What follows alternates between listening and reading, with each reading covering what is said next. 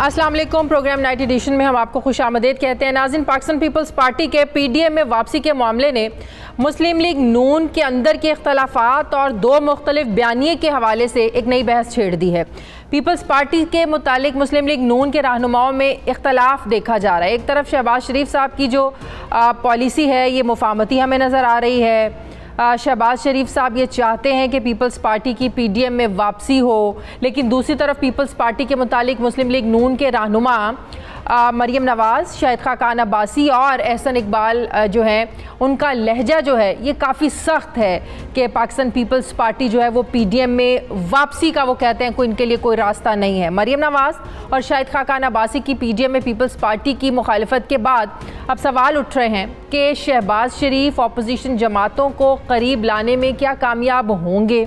इस वक्त peoples party और मुस्लिम लीग नून के दरमियान जो एक सियासी कशीदगी है इसमें इजाफा हो चुका है और अब देखा जा रहा है कि मुस्लिम लीग नून के अंदर से ही शहबाज शरीफ की जो सियासी पॉलिसी है, जिसे हम मुफाहमती पॉलिसी समझते हैं, इसकी मुखालफत की जा रही है नून लीग के अंदर से ही।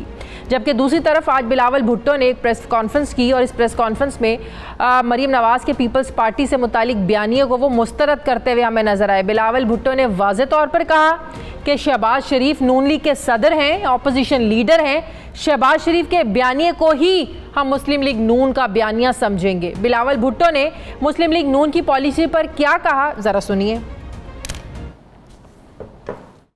कायदे हिज़्ब इख्तिलाफ शहबाज शरीफ साहब है और सदर मुस्लिम लीग शहबाज शरीफ साहब है, तो जो शहबाज शरीफ साहब कहेगा हम उसको और उसका बयानिया को और उसका मौक़िफ़ को मुस्लिम लीग की पॉलिसी समझेंगे और उस तरीके से अपनी सियासत करेंगे। ना हम मरियम शरीफ साहिबा को जवाब दे है, ना हम मियाँ साहब को जवाब दे है, हम पाकिस्तान पीपल्स पार्टी और पाकिस्तान पीपल्स पार्टी के जियालों को जवाब दे हैं।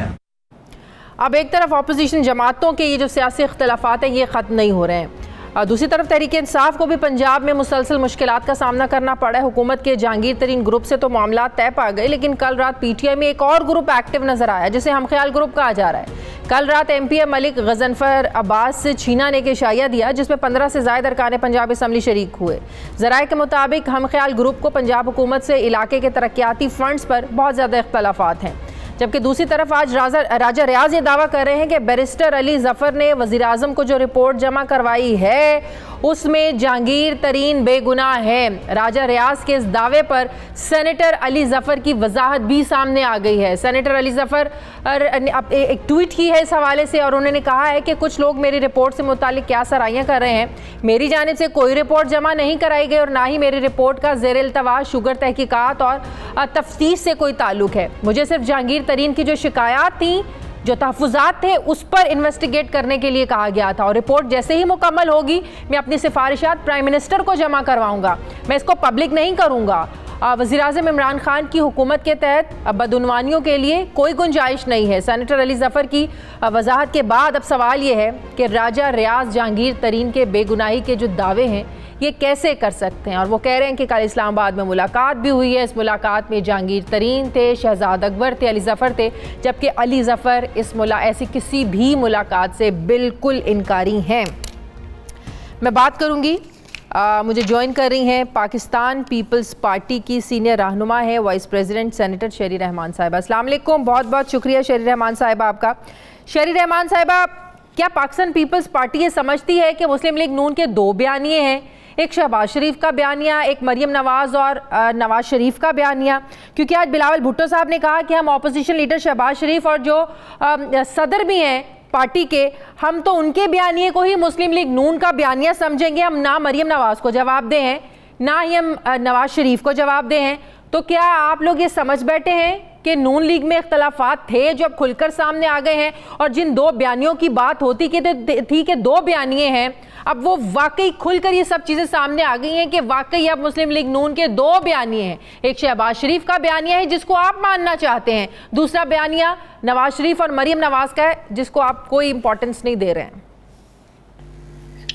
देखिए, वाज़ेह है कि दो बयानिया जैसे आप खुद कह रही हैं और दो मौक़िफ़ हैं, उनकी स्ट्रेटजी भी कुछ अलग अलग नज़र आती जा रही है। ठीक है, पार्टियों में एक होता है, बड़ी पार्टियां होती हैं, हमारे यहाँ भी, मगर इस तरह तकसीम वाज़े तौर पर नहीं नज़र आती कि पब्लिक में इतनी डिवाइड नज़र आए और अलग अलग ऐसा लगता है कि खींचातानी चल रही है और धड़ेबंदी इस नौयत की मतलब सतह इख्तियार इस सतह पर पहुंच गई है कि अब उसका स्केल अनमैनेजेबल होता जा रहा है, क्योंकि शहबाज शरीफ ने तो हमें एक as leader of opposition parliamentary strategy, budget आ रहा है हमारे यहाँ भी, सेनेट में भी बहुत सारी कोऑपरेशन हो रही है हुकूमत के खिलाफ मौसर तरीक़ेकार बनाने। अब ये डिनर पीडीएम का कहाँ से डिनर हो गया, आप मुझे बताएं।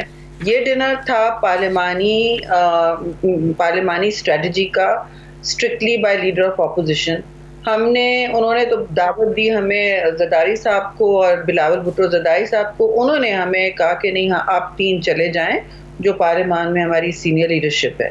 तो हम चले गए 3-4 लोग और दैट वाज इट। उसके बाद इतना वहाँ गरजना बरसना उनके नून लीग के कुछ लीडरान का कि अगर वाकई पीडीएम का नहीं था तो शाहिद खाकान अब्बासी और मरियम नवाज को ये कहने की ज़रूरत ही क्यों पेश आई आप लोगों की पीडीएम में वापसी के हवाले से?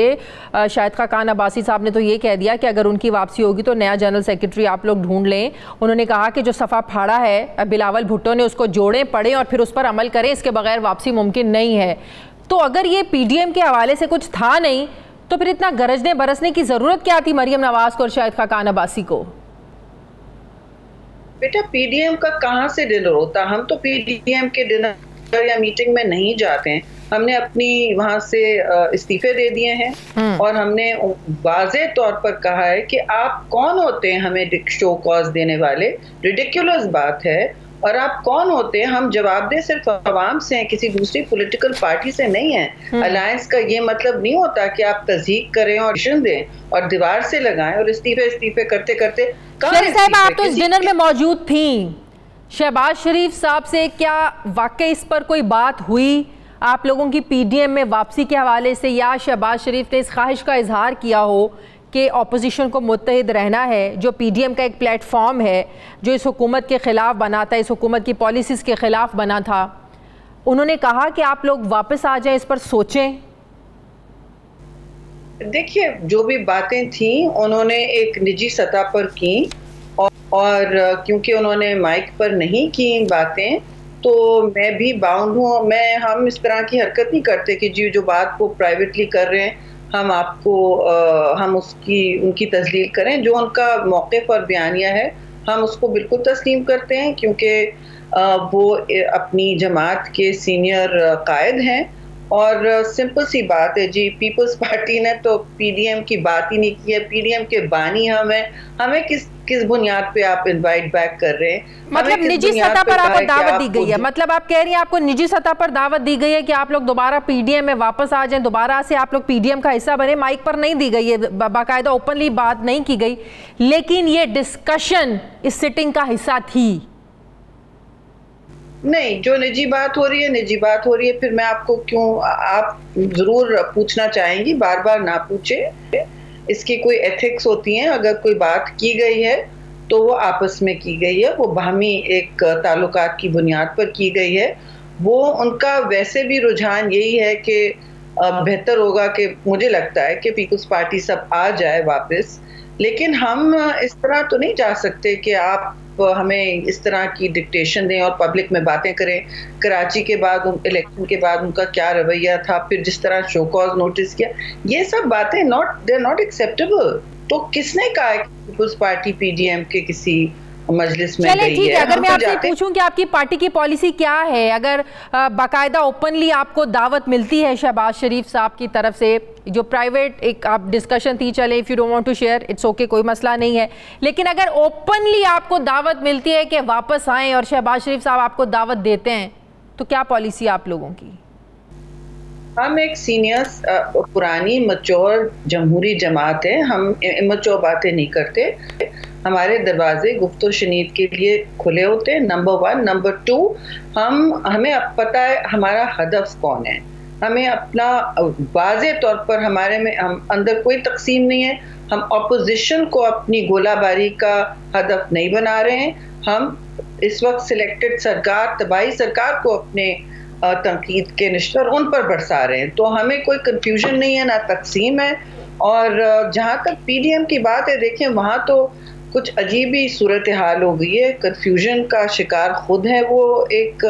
और पीडीएम तो अब कौन सी रही, पीडीएम के बानी तो हम हैं, तो पीडीएम कौन सी रही और वो क्या कहना चाहते हैं। कि उन्होंने तो कहा कि जब शहबाज शरीफ का, मैंने सुना मरियम बीबी ने ये भी कहा है कि शहबाज शरीफ खुद पीडीएम का हिस्सा नहीं है। तो आई डोंट नो उनको कौन काबिल कबूल है। वो तो पीपल्स पार्टी तो दूर की बात है, और हम वैसे भी मतलब क्या हमें जरूरत क्या पड़ी है, हम बानी है पीडीएम के, हमें क्या जरूरत पड़ी है भागने की। और हमारी जो हैं वो वाजे हैं, जो चेयरमैन बिलावल भुट्टो ने खुद कहा कि मैंने क्या ये बात दुरुस्त है कि पाकिस्तान पीपल्स पार्टी ने उस डिनर में शिरकत से पहले ये शर्त रखी थी शहबाज शरीफ साहब से कि हम एक ही सूरत में उस डिनर में आएंगे अगर मरियम बीबी वहाँ पर मौजूद नहीं होंगी? क्या ये शर्त रखी थी आप लोगों ने? नहीं, हमने सिर्फ कहा कि ये पार्लियामेंट्री डिनर है तो ठीक है, हमने कोई ऐसी शराइत नहीं रखी। We are not immature people. अच्छा मौलाना साहब, क्यों खुलकर आप लोगों की मुखालिफत में जो है ना वो सामने आ गए हैं कि आप लोगों ने भी जो है ना वो एतमाद उनका बहाल करना है, एतमाद बहाल करेंगे तो पीडीएम में आप लोग शामिल होंगे? पहले आप लोग अपनी गलती तस्लीम करें। पहले तो मौलाना साहब भी ज़रा मुफाहमत की बातें कर रहे थे ना कि जो नाराज़ हुए हैं वो वापस आ जाएं पीडीएम में। ये मौलाना किसकी ज़ुबान बोल रहे हैं? पता नहीं किसकी ज़बान बोल रहे हैं। हमने हमेशा मौलाना साहब की और हमने हर पॉलिटिकल पार्टी और तंजीम और लीडरशिप की अपनी बजात उनकी अपनी हैसियत है, उसका हमने हमेशा एहतराम किया है। और हम इस तरह की तकसीम की आपस में अपोजिशन ज़ेद नहीं देता। हम पार्लियामान में एक मौसर ताकत हैं और मौसर ताकत रहेंगे। हमारी बयानियाँ जो है, हमारी स्ट्रेटजी जो है वो कामयाब हुई है, वो सबको नजर आ रहा है। मौलाना साहब तो कहते हैं आप लोग मैच्योर ही नहीं है, मैच्योरिटी नहीं है आप लोगों की सियासत में, और ना ही आपको सियासतदानों के जो प्रोटोकॉल्स होते हैं उसको फॉलो करना आता है आप लोगों को। क़यादत के नीचे क्यों आ गए फिर बैठने? पीडीएम तो हमारी क़यादत ने बनाई है ना, तब तो सब मैच्योर थे। ये सारी देखिए बातें, और फ्रैंकली मौलाना साहब अपनी सतह पर, अपने लेवल पर, उनकी अपनी हैसियत है। हम इस किस्म के नोक झोंक पब्लिक तनकीद के बयानिया में नहीं पड़ते। हमारे तनकीद का हदफ वाज़े है। वी आर नॉट कंफ्यूज्ड और ना हमें कोई वक्त जलन का, we are not missing anybody. साहब आपको लगता है कि ऑपोजिशन की इस तकसीम से पीडीएम की में जो एक दरार आई है, एएनपी भी अलग हो गई, आप लोग भी अलग हो गए, हुकूमत को कहीं ना कहीं इसका फ़ायदा हुआ है? जब पीडीएम मुत्तहिद थी, आप सब लोग उस प्लेटफॉर्म के साए तले मुत्तहिद थे, कहीं ना कहीं हुकूमत को मुश्किल थी, दिक्कत थी। प्राइम मिनिस्टर साहब कोई ऐसी तकरीब में आप लोगों का जिक्र ऐसी नहीं होती थी जिसमें आप लोगों का जिक्र करना ना भूलें, जिसमें पीडीएम पर तनकीद ना कहें, चोर डाकू लुटेरा ये ग्रुप ना आप लोगों इसका नाम ना दें आपको। तो आपको नहीं लगता कि नुकसान हुआ है इससे? आप लोगों का नुकसान हुआ है, हुकूमत को फ़ायदा हुआ है इस तकसीम का? मैं समझती हूँ कि अपोजिशन को पार्लियामान में वो देख के हैरान है। वो समझते थे कि शायद पार्लियामान में तकसीम होगा, और जो सियासत का पार्लियामेंट्री सिस्टम का महवर, वेस्टमिंस्टर सिस्टम का महवर होता है वो पार्लियामान है, और कहीं से नो कॉन्फिडेंस मोशन नहीं होता और कहीं से डिफीट नहीं होता। Very very clear, let's be very very clear बीबी। तो वहाँ तो हम एक बहुत मुअस्सर आवाज़ हैं और एक मुअस्सर ताकत हैं, और वहाँ इनके टांगें कांपी हुई हैं, चाहे वो पंजाब हुकूमत हो, चाहे वो फेडरल यानी नेशनल असेंबली हो, सेनेट हो, यहाँ तो हर जगह इनको शिकस्त का सामना हुआ है। और पंजाब में बल्कि होना चाहिए। हमने तो कहा था पीडीएम की हमें समझ नहीं आई, जो पहले पीडीएम जमात होती थी उसका हमें समझ नहीं आया कि क्या मौक़िफ़ है, क्योंकि इस वक्त तो हुकूमत की तो बिल्कुल टांगे लड़खड़ा रही हैं। क्या नून लीग नहीं चाहती कि बुज़दार हुकूमत को, बुज़दार को हटाया जाए? फिर वो अपनी सियासत करें, और वो जो भी कंफ्यूजन में है रहें। We are not confuse. हम समझते हैं कि जब हुकूमतों को आपने हटाना होता है और अवाम को बचाना होता है तबाही से, तो फिर आप पहले जमहूरी तरीके से करते हैं, आईनी तरीके से करते हैं, वो वार होता है पार्लियामान में, चाहे वो प्रोविंशियल असेंबली हो या वो नेशनल असेंबली हो, वहाँ हमारी नैरेटिव्स और स्ट्रेटजी कामयाब रही हैं। अब अगर इनको अच्छा नहीं लग रहा और इनको समझ नहीं आ रहा है आगे, क्योंकि जब 16 मई की मार्च की मीटिंग में भी कोई इनके पास आगे का जवाब नहीं था। हम पूछते थे कि इस्तीफों के बाद आपके एंड गेम क्या है, what is your plan after that, तो कोई नहीं होता, तो बस क्राइसिस हो जाएगी। क्राइसिस इज नॉट इनफ, ये जवाब नहीं होता, ये आईनी और बहुत अहम और संजीदा फोरम्स होते हैं। पूरी दुनिया आपको दिख रही होती है, आपको बताना होता है कि आगे क्या प्लान है। अच्छा, थोड़ा आगे बढ़ते हैं। शहरी रहमान साहिबा, प्राइम मिनिस्टर साहब बड़े परेशान हैं सिंध के हालात को लेकर, वहाँ की सिचुएशन, जो लाकानूनियत की बात हो रही है। शेख रशीद साहब ने भी कहा, उनको बल्कि टास्क दिया है, वो आज कराची पहुँचे हैं, कल रेंजर्स के साथ उनकी मीटिंग भी है। शिकारपुर का जो कच्चे के इलाके में जो ऑपरेशन हो रहा है उसको लेकर बड़ी नाकामी की बातें हो रही हैं कि सिंध हुकूमत ने की जो पुलिस है वो उससे हालात जो है ना वो काबू नहीं कर पा रहे हैं। क्या आप लोगों ने मदद मांगी है विफाक से, क्या हमारी मदद करें? शेख रशीद साहब पहुंचे आज। जहाँ जहाँ बेटा वो नोटिस लेते हैं वहाँ एक नई तबाही का एक सिलसिला चल पड़ता है। जहाँ जहाँ नोटिस लेते हैं, चाहे वो चीनी की माफिया हो, आटे की हो, तेल की हो, जो भी हो, जहाँ जहाँ उनका नोटिस या वो एक्शन लेने की बात करते हैं, वो एक नई तबाही की पेशनमा होता है। तो नहीं, हमने उनसे कोई इस तरह की मदद नहीं मांगी है। मदद जब मांगी है वो आईनी फोरम्स पे मांगी है, CCI जो होती है वहाँ बात की जाती है, और जो तकसीम होती है सूबों के वसाइल की जायज जो लेकिन ये सिंध हुकूमत से हालात अगर कंट्रोल नहीं हो रही हैं तो ही वफाक को मदाखलत करना पड़ रही है ना, तो ही वज़ीर आज़म को तशवीश लाहक हुई है ना कि पुलिस ही इस काबिल नहीं है आपके सूबे की। पंजाब को तो काबू में करें, ये बलूचिस्तान को तो मैनेज कर लें। हर जगह इनकी हुकूमतें डामाडोल हैं, जहां इनकी हुकूमत है वहां तो कंसंट्रेट करें, वहां देखें क्या हो रहा है। देखिए ना, बहुत सारे, एक मशहूर कहावत है कि जब कोई हुक्मरान जो अनपॉपुलर होता है, जो गैर मकबूल होता है, नामकबूल होता है, वो जब अपनी शिकस्त उसको सामने नजर आती है तो अक्सर और बेशतर तारीख ने ये दिखाया है एक्सक्यूज मी, वो अक्सर और बेशतर बाहर जंगें करने शुरू कर देता है। तो जंगें करने का तो कोई गुंजाइश ही नहीं है, तो ये अब सिंध में जंग करने आ रहे हैं, ये डाइवर्जन चाह रहे हैं। पर कौन सियासत कर रहा है?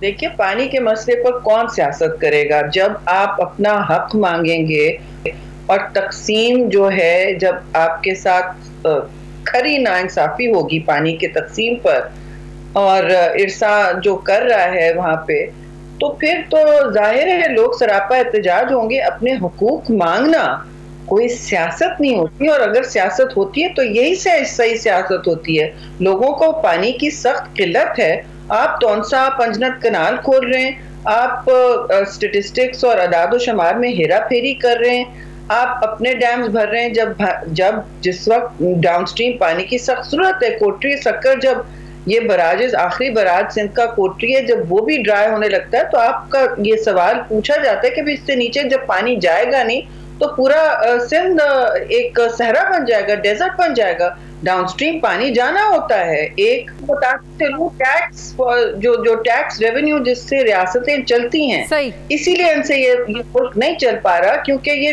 इनसे तो टैक्स भी नहीं कलेक्ट हो रहा, या एक के बाद एक ये चेंज करते हैं। FBI चीफ कंफ्यूजन में, कभी फाइनेंस मिनिस्टर चेंज करते हैं, कभी FBI चीफ चेंज करते हैं, रिवॉल्विंग डोर बना हुआ है। सिंध जो है जो सबसे ज्यादा करेक्ट कर रहा है टैक्स, अपने हदफ से ज्यादा, अपने टारगेट से ज्यादा। अच्छा, आप तो हमें ना वो सिखाएं गवर्नेंस, बहुत सारी चीजें करने को हैं। बेशक सिंध में एजुकेशन का है मसला, इस बात पर भी आप जो है ना हुकूमत पर बड़ी तनकीद कर रहे हैं कि पाकिस्तान जो है वो अमेरिका को अपने बेसिस दे रहा है। कल वजारत ख़ारजा ने इसकी बड़ी इसकी वजाहत भी कर दी कि ऐसा कोई मामला नहीं है, ये 2001 का ही जो हमने मुआहदा किया था वही कंटिन्यू है, वही चलता आ रहा है, कोई नया मुआहदा नहीं किया। इस पर ऑपोजिशन क्यों सियासत कर रही है? आई एम सॉरी, सियासत कोई गंदा लफ्ज़ नहीं है। सियासत लोगों की मसाइल, उनके हुकूक मनवाने का अमल होता है। सियासत ये भी होता है पार्लियामान में जवाबदेही का अमल होता है हुकूमतों का।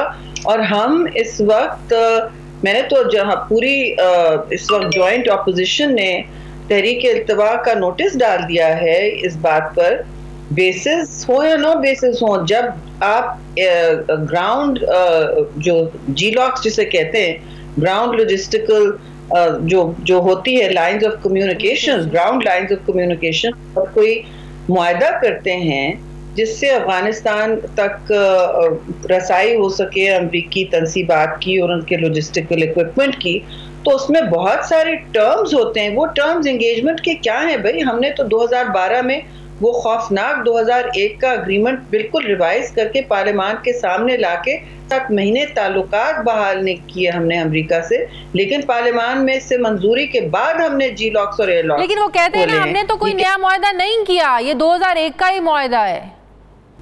2001 का तो नहीं चला आ रहा है, इन्होंने अपना होमवर्क नहीं किया है। 2001 का तो बहुत खौफनाक मुआहदा था, उसको तो रिवाइज किया गया, उसकी बुनियाद पर तो बेसिस थे पाकिस्तान में। 2012 का मुआहदा था, 2012 का मुआहदा था जो पब्लिक के सामने लाया गया, जिसकी बुनियाद पर बेसिस बंद हुए, जिसकी बुनियाद पर आंख में आंख डाल के अमेरिका से बात की, पूरी पार्लियामान एक साथ खड़े होके हमने कहा कि पार्लियामान की मैं तो मुखालिफ थे, आपको भी पता है। कल शाह महमूद कुरैशी ने भी सेनेट में इन ख्यालात का इजहार किया कि माजी में जब इमरान खान इस चीज इन सारे मामलात पर बड़ा बात करते थे, रैलियां निकालते थे, वो इस तरह के इकदामात के बहुत मुखालिफ रहे हैं माजी में, तो कैसे अब अपनी हुकूमत में आकर वो इस तरह का जो है ना वो काम कर सकते हैं जिसकी माजी में उन्होंने मुखालिफत की हो?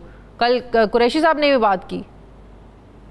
आप जानती हैं उनका कितने नाम उनके अब बन चुके हैं, यू टर्न सरकार, कभी तबाही सरकार, कभी सिलेक्टेड सरकार, कभी महंगाई सरकार। तो यू टर्न में तो ये बहुत माहिर है, इनकी जो पिछली फिल्में चलती हैं इनकी एम्बेरसमेंट का रोज बायस बनती हैं, जब भी ये इतने तिलमिलाए हुए होते हैं। लेकिन देखिए असल मसला है कि आप अपनी रियासत का तहफ़्फ़ुज़ करते हैं, इसमें बहुत सारी चीज़ें होती हैं जो आप अगर अवाम को से शेयर करें, एतमाद में लें पार्लियामान के जरिए, तो बहुत सा काम आप कर पाते हैं। हमने ग्राउंड लाइंस ऑफ कम्युनिकेशन खोली, बेशक खोली, लेकिन उसमें जो टर्म्स थे वो पार्लियामान के जरिए गुजारे, parliamentary committee of national security को फाल किया, उसके जरिए बल्कि बनाई हमने कमेटी जो अब गैर फाल पड़ी है।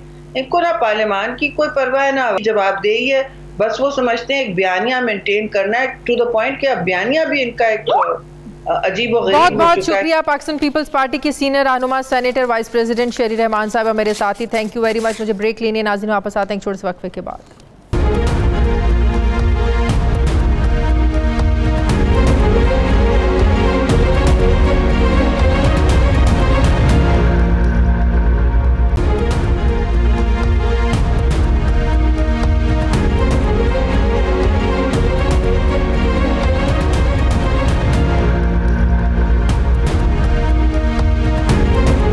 एक बार फिर से आपको खुशामदीद कहते हैं। तरीन हमख्याल ग्रुप के रहनुमा नज़ीर चौहान साहब मेरे साथ हैं टेलीफोन लाइन पर। अस्सलाम वालेकुम, बहुत बहुत शुक्रिया चौहान साहब आपका। नज़ीर चौहान साहब, ये राजा रियाज साहब जो दावा कर रहे हैं कि कल इस्लामाबाद में एक मुलाकात हुई जहांगीर तरीन की, अली ज़फ़र शहजाद अकबर थे और अली ज़फ़र ने अपनी रिपोर्ट में क्लियर कर दिया है, क्लीन चिट दे दी है जहांगीर तरीन को। अली ज़फ़र साहब तो बिल्कुल इनकारी हैं इस बात से, तो किस बेस पर राजा रियाज साहब जो है वो इतना बड़ा दावा करे? वो कहते अभी तो मैंने रिपोर्ट पेश ही नहीं की प्राइम मिनिस्टर को। देखिए, सबसे पहले तो ये है कि बिस्मिल्लाहिर्रहमानिर्रहीम, अल्लाहुम्मा सल्ली अला मुहम्मदिन व आलि मुहम्मद। मैं समझता हूँ कि आप आज क्या देखें, तज़किया उमर चीमा साहब ने जो आज रिपोर्ट दी है देखिए पूरी तफसीली उनके भी सामने रख लें। और राजा रियाज साहब ने आपको बताया, हल्फन बताया है कि कल जहांगीर खान तरीन साहब और अली ज़फ़र साहब, बैरिस्टर सैयद अली ज़फ़र साहब और उनके साथ शहजाद अकबर साहब, ये तीनों दोस्त इकट्ठे थे इस्लामाबाद में, और इन्होंने वहाँ पर आपस में डिस्कस जो की है उसकी जो निजी बात थी वो राजा रियाज साहब ने आपके सामने रख दी है और हल्फन रखी है कि वहाँ पर ये बात हुई कि जी देखें, मैं तो पहले ही कह रहा था, सॉरी अली ज़फ़र साहब ने कहा जी मेरी जितनी मैंने तहकीकात कही हैं उसमें गिल्टी नहीं है जहांगीर खान तरीन साहब। ये अली ज़फ़र साहब ने जहांगीर तरीन साहब को कहा है? जी, तरीन साहब को कहा नहीं, और अली शहजाद अकबर साहब को कहा। अच्छा, और जहांगीर तरीन के सामने कहा? जी, जहांगीर तरीन के सामने कहा, जहांगीर खान तरीन साहब ने कहा फिर यही आप मुझे आप लिख के दे दें। अच्छा, लिख दें फिर, अगर ये आप कह रहे हैं कि मैं गिल्टी नहीं हूँ तो फिर। और दूसरी बात, उनके सामने शहजाद अकबर साहब बैठे थे, उन्होंने फरमाया जी मैं तो पहले वज़ीर-ए-आज़म हाउस में कह रहा था कि इसमें केस में कुछ नहीं है, इसको दूर करें मुझे इस केस में से, मेरी जान छुड़ाएं इस केस में से। तो मकसद कहने का ये है कि जब इतनी बातें खुल के सामने आई हैं तो उसमें तो राजा रियाज साहब हमारे, लेकिन इधर से तो कहा जा रहा था जो करवा रहे हैं शहजाद अकबर करवा रहे हैं, आप लोग कहते थे। हाँ जी, ये देखें, कल उन्होंने पहली दफा कहा कि मैं तो जान छुड़ाना चाह रहा था इस केस से, कि मेरी जान छोड़े। अच्छा, तो जो उनके बयान थे वो सामने आ गया, हमने आपको उसी तरह बताया जो उन्होंने वहाँ कहा। अगर ये करा रहे थे, लेकिन अली जफर कहते हैं कि मेरी किसी भी रिपोर्ट का असर जो जहांगीर तरीन के खिलाफ कार्रवाई हो रही है, जो इन्वेस्टिगेशन हो रही है, इस रिपोर्ट का उस पर कोई असर नहीं पड़ेगा, क्योंकि जो मेरा मैंडेट था वो ये था, जो जहांगीर तरीन के तहफुजात थे कि उनके साथ नाइंसाफी नहीं होनी चाहिए, जो मैं रिपोर्ट प्राइम मिनिस्टर को पेश करूंगा, जो मैंने नहीं पेश किया, आप लोग गलत बयानी से काम ले रहे हैं, वो रिपोर्ट में दे भी दूंगा, उसका कार्रवाई पर कोई असर नहीं पड़ेगा। देखें, मैं थोड़ा सा यहाँ पे अपनी कौम को वाज़ह करते चलूं कि हम लोग इकट्ठे होके इमरान खान साहब के पास क्यों गए थे। हम इसीलिए इंसाफ मांगने तो गए थे कि जी हमारे साथ वज़ीर-ए-आज़म बहुत इस्तेमाल हो रहा है और बराए मेहरबानी यहाँ से इस्तेमाल ना करें। जो जहांगीर खान तरीन एंटी लॉबी वहाँ बैठी है, तो इसका मतलब आप लोगों को किसी ने अगर बताया था कि शहजाद अकबर सब कुछ कर रहे हैं, तो वो इसका मतलब गलत आप लोगों को जो है ना वो बात की गई। शहजाद अकबर साहब ने खुद इस चीज़ का एडमिट किया है कि यार मैं तो पहले ही कह रहा था इस रिपोर्ट में कुछ नहीं है, इसको मेरे से वापस ले ले, किसी और को देने। इसका मतलब तो यही हुआ ना कि उसमें उन पर भी प्रेशर था कि जी ये चीजों को तो आप लोगों को गलत इन्फॉर्मेशन मिली थी, गलत इन्फॉर्म किया गया था आप लोगों को। देखें, हमें इतना पता था कि शहजाद अकबर साहब ही फोन करें क्योंकि वो इंचार्ज है FIA के ना बेसिकली। तो मकसद कहने का उस वक्त की रिपोर्ट क्या थी, आज जो शहजाद अकबर साहब का बयान है वो भी आपके सामने रख दिया है। देखें, आज वो मुकर जाए अल्लाह जाने और अल्लाह उनके मामलों को जाने। क्लीन चिट किस सेंस में आप लोग बात कर रहे हैं? वो FIA तो अपनी कार्रवाई वो तहकीकात तो कर रही है। खान साहब के आगे सुर्खरू होना था कि खान साहब तरीन साहब ऐसे बंदे नहीं हैं, उनके साथ ज्यादती हो रही है, हमारा वज़ीर-ए-आज़म हो इस्तेमाल और उनके खिलाफ, और उनको अदालतों से इंसाफ लेने दें जिसमें बाकी सब लोग क्या हैं। तरीन साहब अपना बाकी लोग गए थे लेकिन साहब वापस लौटे हैं, तो उनके ऊपर क्यों? आप भी अलल-ऐलान ये बात कर रहे हैं, राजा रियाज साहब भी बात कर रहे हैं, अली जफर साहब जो है ना वो बिल्कुल वो भी अलल-ऐलान इनकारी हैं। कौन सच्चा है कौन झूठा है? देखें, इसका हल फिर एक ही है शादिया। पता हल क्या है? इसका हल ये है कि फौरी तौर पर जो अली जफर साहब रिपोर्ट दें वज़ीर-ए-आज़म साहब को, और वज़ीर-ए-आज़म साहब कल कौम के सामने रख दें हकाइक क्या है। हम हकाइक ही जानना चाहते हैं। हमारा एक ही मुतालबा था इंसाफ का, और इंसाफ अल्हम्दुलिल्लाह मेरा ईमान है। वज़ीर-ए-आज़म साहब ने कहा था कि मैंने तो कभी नून लीग वालों के साथ ज्यादती नहीं की, तो ये कैसे हो सकता है कि मैं आप लोगों के आप जो चल के आए और तरीन साहब के साथ ज्यादती कर। मुझे खुद ये एहसास है कि तरीन ने बहुत मेहनत। तो आप लोगों को ये उम्मीद है कि ये रिपोर्ट जो प्राइम मिनिस्टर को दी जाएगी, और जो अली जफर ने बताया है जहांगीर तरीन की मौजूदगी में शहजाद अकबर को, उस रिपोर्ट के बाद FIA जो भी इन्वेस्टिगेट कर रही है, कार्रवाई कर रही है, वो करेगी। और अली तरीन मेरा ख्याल ये कि इमरान खान साहब को इस वक्त तीनों को बुला लेना चाहिए अपने पास, ठीक है ना जी। अच्छा, और तीनों से बैठ के बात करनी चाहिए कि अगर ये बात हम लोग करें क्या झूठ कर रहे हैं, तो तरीन साहब वहाँ बैठ के सारी बात खोलेंगे उनके सामने, जी वहाँ जो इस्लामाबाद बैठे तो क्या बात हुई। देखिए, असल मकसद पता क्या है, अब देखना ये है कि ये रियासत मदीना के अंदर हमारे साथ इंसाफ होता है या नहीं। सही। एक इंसाफ मिलता है रियासत मदीना में हुसैनी जो इमाम हुसैन अलैहिस्सलाम खड़े थे, एक तरफ था यजीदियत, एक यजीद था। हम तो हुसैनियत के साथ खड़े हैं और नबी पाक सल्लल्लाहु अलैहि वसल्लम के गुलाम हैं, और हम समझते हैं कि रियासत मदीना हुसैनियत का रियासत मदीना थी, उनके नाना का रियासत मदीना था। अब देखना ये है कि किस तरफ हम जाते हैं। हमने सिर्फ इंसाफ मांगा है, हमने ये नहीं कहा कि मैं किस जगह क्लियर किया जाए। एक बयान आपका है, एक अली जफर साहब का है, वो इनकारी हैं। आप लोग कहते हैं कि हल्फन जो है मुलाकात हुई है और जहांगीर तरीन साहब के सामने ये सारी बातें अली जफर साहब ने शहजाद अकबर को की हैं। यकीनन इस बारे में जो मज़ीद डिटेल्स हैं वो भी सामने आ जाएंगी। बहुत बहुत शुक्रिया। नज़ीर चौहान साहब मेरे साथ थे। नाज़रीन, मुझे ब्रेक लेनी, वापस आते हैं थोड़े से वक्त के बाद।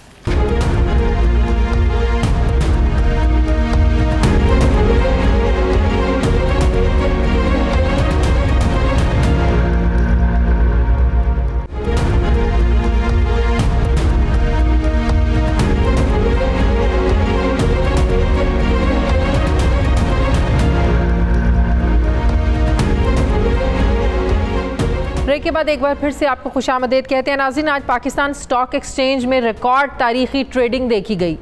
पाकिस्तान स्टॉक एक्सचेंज में आज 1 अरब 56 करोड़ 33 लाख से ज़ायद शेयर्स का कारोबार हुआ, जो तारीख में किसी एक दिन में कारोबार का सबसे बड़ा हजम है। इस वक्त हुकूमत GDP ग्रोथ में बेहतरी के दावे कर रही है, और जो GDP ग्रोथ रजिस्टर्ड हुई है उसमें पंजाब सर फहरिस्त है। और पंजाब हुकूमत आइंदा माली साल का बजट जून के दूसरे हफ्ते में पेश करने जा रही है। पंजाब हुकूमत रवा माली साल के बजट के मुतालिक ये दावा कर रही है कि ये जो बजट है आवाम दोस्त होगा, इसमें आवाम को टैक्स रिलीफ दिया जाएगा। पंजाब हुकूमत के मुताबिक बजट में काश्तकारों और सनतकारों को रिलीफ मिलेगा, जबकि तालीम, सेहत और जो दीगर समाजी शोबे हैं इनको भी अहमियत दी जाएगी। आइंदा माली साल के बजट में पंजाब हुकूमत जनूबी पंजाब को भी खासी अहमियत दे रही है। पंजाब हुकूमत के मुताबिक पेश किए जाने वाले बजट में जनूबी पंजाब के लिए एक अलग बजट बुक शाया की जाएगी।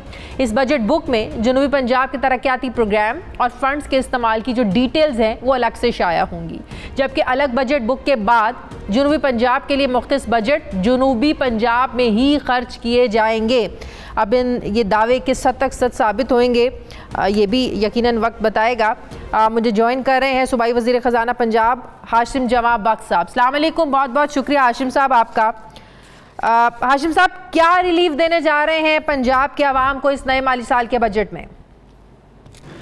जी, हमने बड़ा सख्त वक्त गुजारा है। जिस हालात में ये सूबा मिला था उससे आज जिस तरीके से हम रिवाइव किया है उसकी अक्कासी अगले बजट में इंशाल्लाह आपको नज़र आएगी। एक बड़ा ग्रोथ ओरिएंटेड बजट है। पिछले साल भी कोविड के हालात को मद्देनज़र रखते हुए हमने प्रो बिजनेस अप्रोच को आगे लेके गए थे और हमने एक मैसिव टैक्स रिलीफ बजट दिया था 56 अरब का, और हमने total economic and Covid relief के अंदर 106 अरब रुपए रखे थे।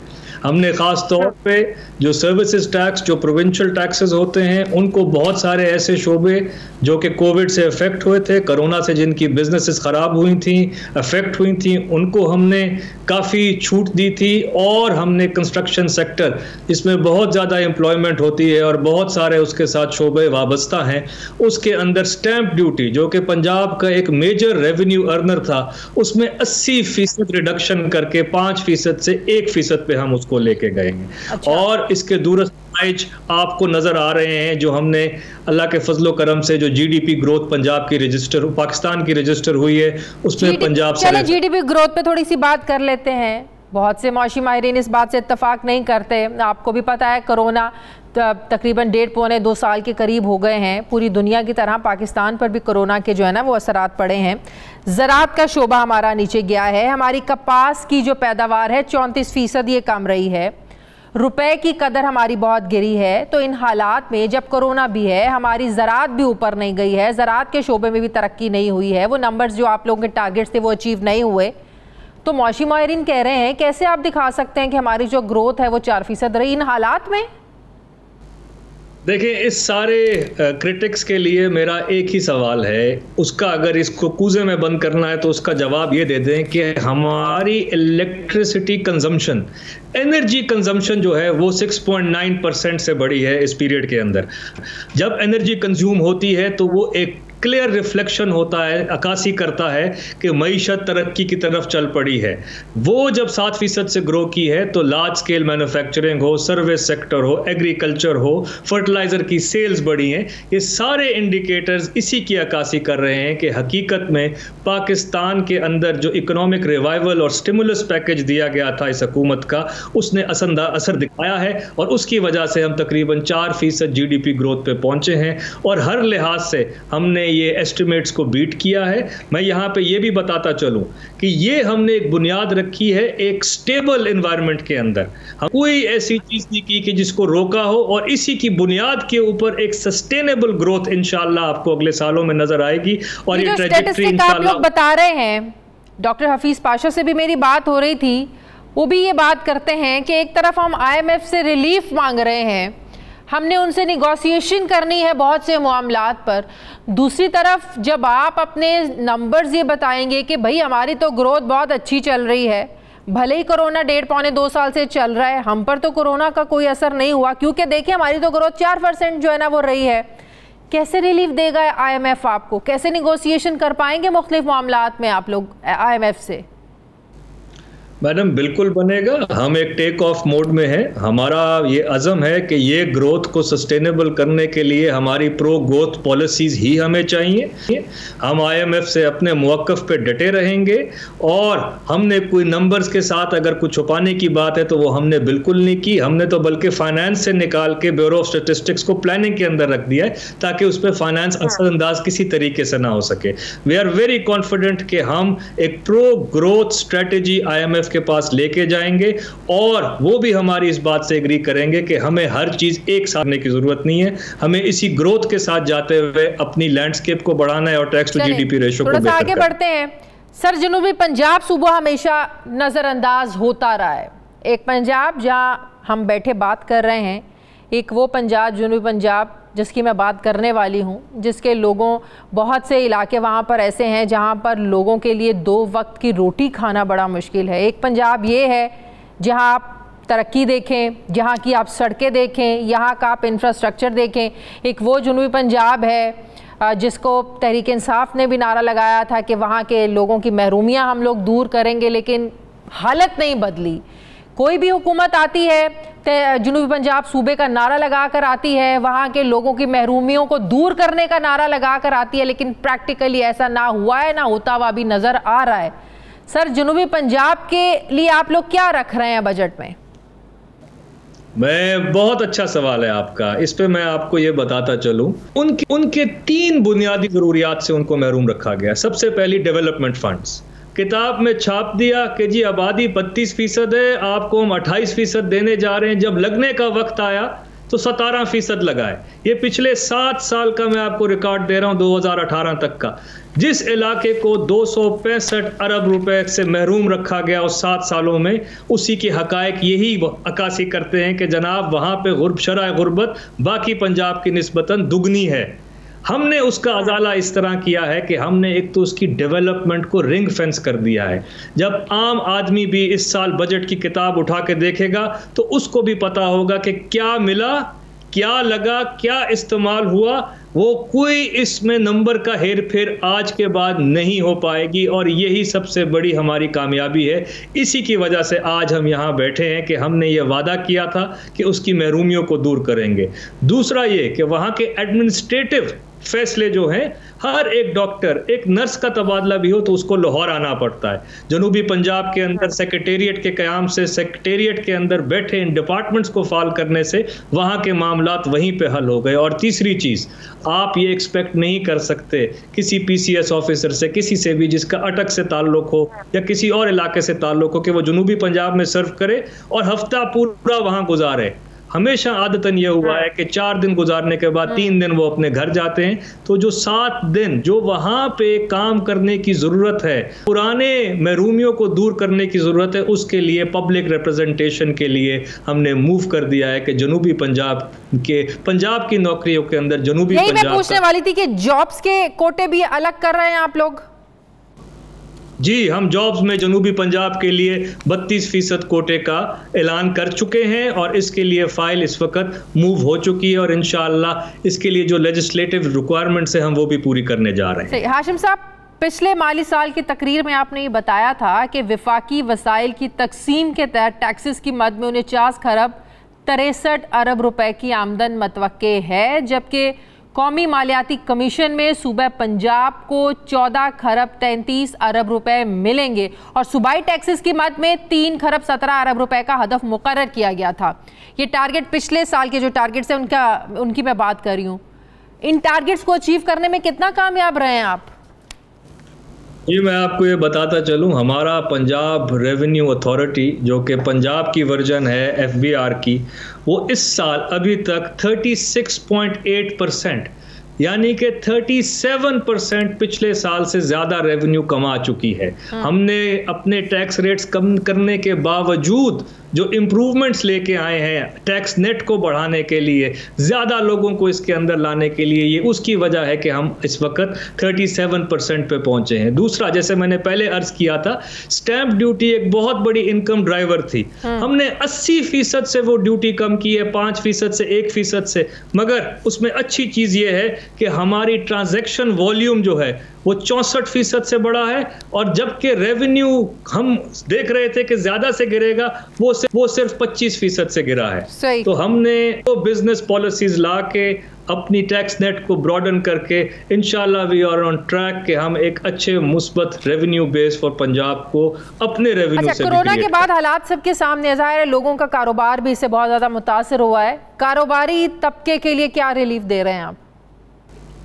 मैडम, एक तो 2 किस्म की रिलीफ है। एक तो वो है जो फेडरल गवर्नमेंट ने बहुत बेहतरीन टैक्स और स्टेट बैंक के साथ मिलकर लोनों की रिस्केड्यूलिंग की, यहाँ तक कि हमने बिजली के बिल डिफ़र किए, हमने स्टेट बैंक से सॉफ्ट लोनिंग करा के लोगों को तनख्वाहें दिलवाई। एहसास प्रोग्राम के तहत 45% आपकी आबादी को सस्टेनेंस के लिए फंड्स मुहैया किए गए। हमने अपने टैक्सेस कम किए, हमने इंडस्ट्रीज़ को हुनरमंद नौजवान, कामयाब जवान, और पंजाब में पंजाब रोज़गार के तहत 30 अरब की माइक्रो फाइनेंसिंग और स्मॉल फाइनेंसिंग के लिए अपॉर्चुनिटीज़ फराहम की हैं।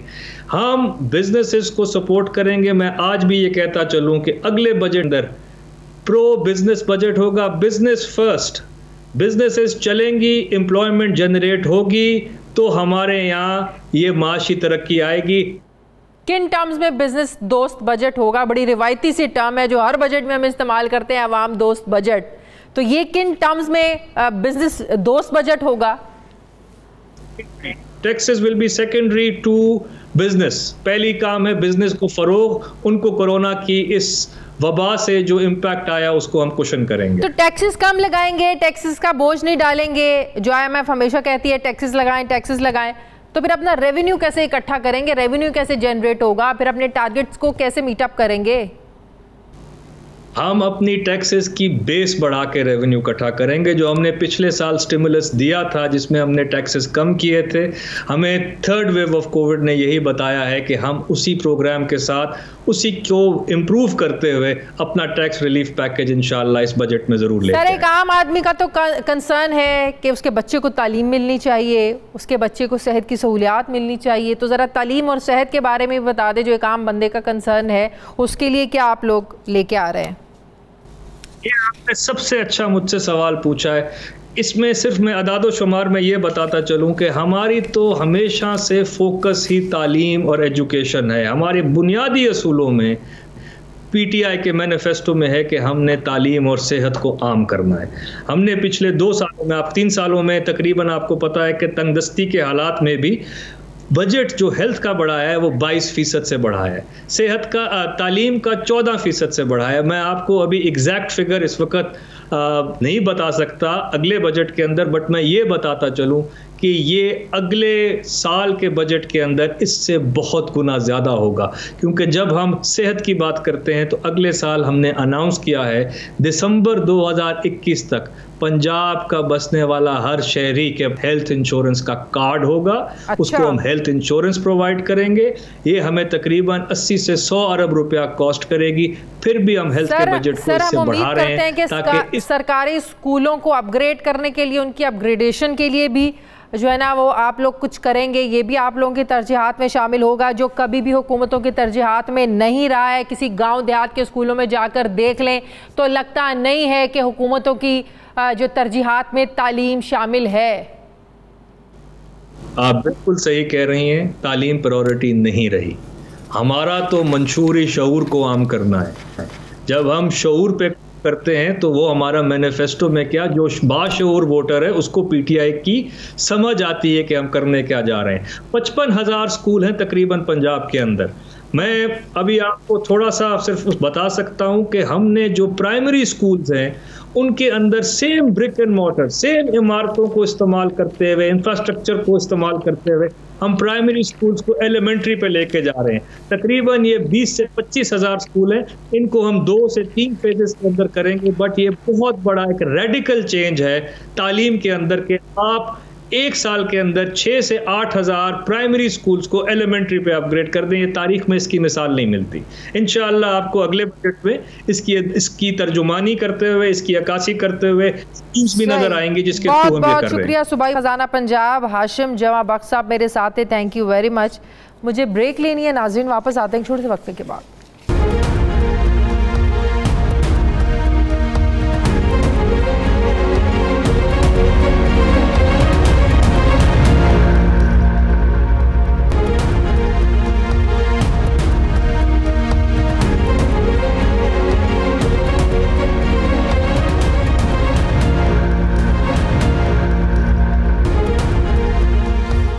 ब्रेक के बाद एक बार फिर से आपको खुशामदीद कहते हैं। नाज़रीन, कुछ दिनों पहले वफाकी हुकूमत ने ये खुशखबरी दी थी कि अमेज़ॉन ने पाकिस्तान को सेलर लिस्ट में शामिल कर दिया है, जिसके बाद पाकिस्तानी सेलर्स अब जो हैं अमेज़ॉन पर अपनी प्रोडक्ट्स बराह रास्त फ़रोख्त कर सकेंगे। अमेज़ॉन समेत दुनिया के दीगर प्लेटफॉर्म में इलेक्ट्रॉनिक ट्रांजैक्शन का एक अहम किरदार है, लेकिन पाकिस्तान में इलेक्ट्रॉनिक ट्रांजैक्शन को महफूज बनाने वाले इदारे इलेक्ट्रॉनिक सर्टिफिकेशन एक्रीडेशन काउंसिल में खिलाफ ज़ाब्ता तैनातियों ने बहुत सारे सवालात उठा दिए हैं।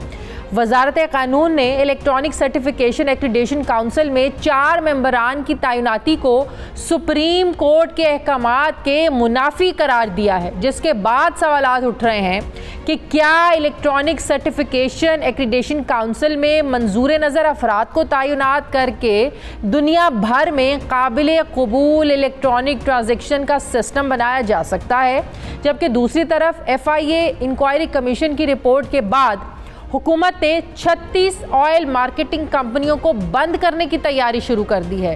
पेट्रोलियम डिवीजन फौरी तौर पर इन कंपनियों के लाइसेंस की मनसूखी चाहती है, जबकि ओगरा इन कंपनियों के बारे में कोई हतमी फैसला करने में अभी हिचकिचाहट जाहिर कर रही है।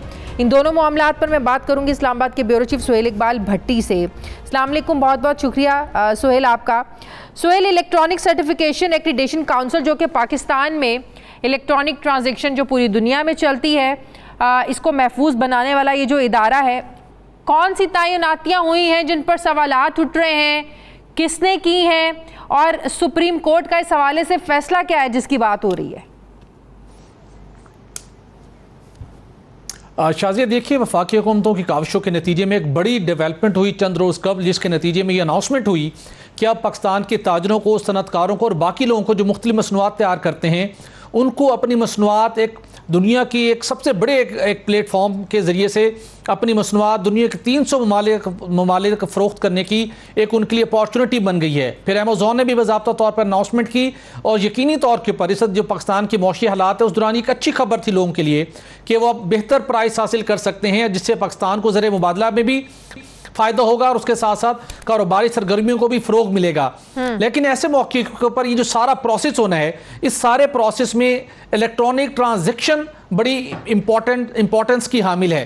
जब तक ये सिक्योर तरीक़ेकार ना हो तो ये आप सक्सेसफुली इंटरनेशनल इस पैरामीटर्स को अफोर्ड नहीं कर सकते। अगरचे के trade development authority of Pakistan ने एक इनिशिएटिव लेते हुए एक ट्रेनिंग का सिलसिला शुरू किया है कि सब लोगों को, जो पाकिस्तानी कंपनियां हैं, इंडिविजुअल्स हैं, उनको ट्रेनिंग दी जाए कैसे आपने काम करना है। लेकिन ऐसे माहौल में सबसे इम्पोर्टेंट जो कलीदी, हाँ जी, बिल्कुल बिल्कुल, आके पहले इसकी ट्रेनिंग ले, अगर बाद में कोई नुकसान हुआ तो इसका जिम्मेदारी कोई नहीं लेगा फिर।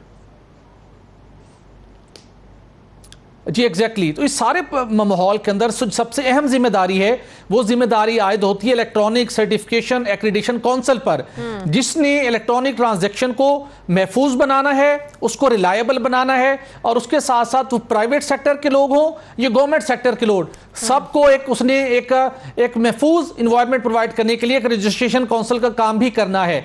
लेकिन बदकिस्मती के साथ जब एक ऐसे मौके के ऊपर, अगरचे कि इस काउंसिल का क्याम 2002 में एक ऑर्डिनेंस के जरिए से अमल में लाया गया था और ये मिनिस्ट्री ऑफ इंफॉर्मेशन टेक्नोलॉजी के मातहत काम करती है, लेकिन आज पाकिस्तान को, पाकिस्तान के सनतकारों को, पाकिस्तान के ताजरों को और गवर्नमेंट सेक्टर को इसकी ज़रूरत थी। उस मौके के ऊपर एक बड़ी बेज़ाब्ती की गई कि इस काउंसिल के 4 मेंबरान की अपॉइंटमेंट का मामला हुआ ताकि काउंसिल फ़ाल होकर काम कर सके, जिसके अंदर 4 लोगों को मुंतखब कर लिया गया, जिसमें शहजाद समी साहब है, निजी टेलीकॉम कंपनी से इनका ताल्लुक है, अब्दुल वाहिद खान निजी टेलीकॉम कंपनी से ताल्लुक है, MD NTC, और उसके साथ एक और निजी टेलीकॉम कंपनी के गुलाम मुस्तफा साहब को मिनिस्ट्री ऑफ IT की कुछ लोगों की सपोर्ट के साथ इलेक्ट्रॉनिक सर्टिफिकेशन एक्रीडेशन काउंसिल के मेंबर अपॉइंट करके फेडरल कैबिनेट की मंजूरी हासिल करने की कोशिश की गई। अच्छा। लेकिन जो हमने कुछ दस्तावेज हासिल की, जो मुख्तलिफ ज़राए से बात हुई, वहाँ पर वज़ीर कानून ने इस बात की दो टोक मुखालफत की कि इन 4 मेंबरान का तकर्रुर खिलाफ कानून है, क्योंकि इनको जो इनकी सिलेक्शन का प्रोसेस है सुप्रीम कोर्ट ऑफ पाकिस्तान के फैसले के मुताबिक वो अडॉप्ट नहीं किया गया, एडवर्टीजमेंट नहीं की गई, दरखास्तें तलब नहीं की गई, शॉर्टलिस्टिंग नहीं हुई, और मौजूद उम्मीदवार का जो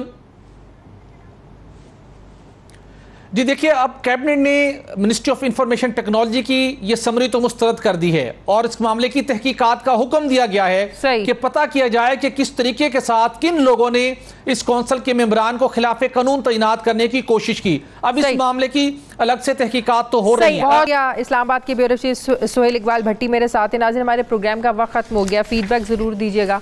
अपना ख्याल रखिएगा। मुझे इजाज़त दीजिए। अल्लाह हाफिज़।